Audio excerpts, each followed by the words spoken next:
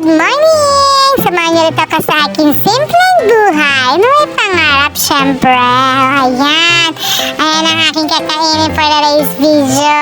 Ang lugaw with lechon kawali. So, nakita ko yan sa may kanto ng Malanteng. So, late na ako, kaya kumain na lang ako. Kaya alam niyo na, kapag 1 minute late, 1 ay na rin. So, para hindi masakit sa aking kalooban.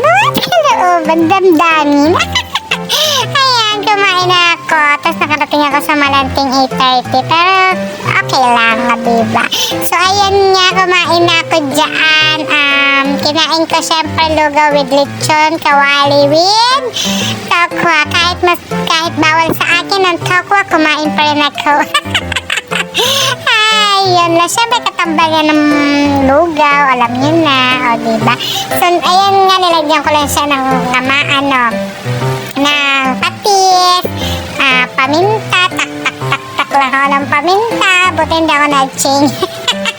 So, ayun nga, tapos kalamansi, sarap ng nila sa lechong kawali, napaka-crispy guys, kahit nakahalo na sa lugaw, talagang napaka-crispy pa rin. Tapos, yung laman niya, lambot, diba? Sarap talagang ang linamnam ng lechong kawali nila dyan, guys.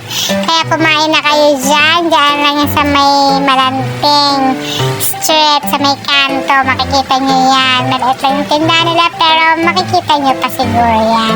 Tapos, ayan nga, ang lapot-lapot ba ng lugaw na yan. Ang sarap niya. Dati kasi hindi siya masarap. Actually, sorry po. Pero dati, kumain kami dyan. Ang tigas ng lechon kawali nila.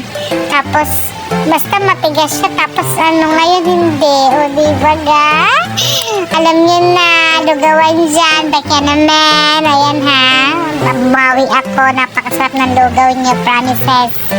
Tapos, ayan, ang mga pagkain ng may sakit. Kahit wala akong sakit, kakain pa rin ako.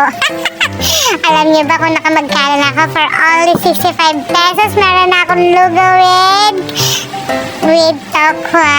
Diba? Sarap-sarap ng kain ko niyan. Wala akong pakialam kahit malit ako ng bongga.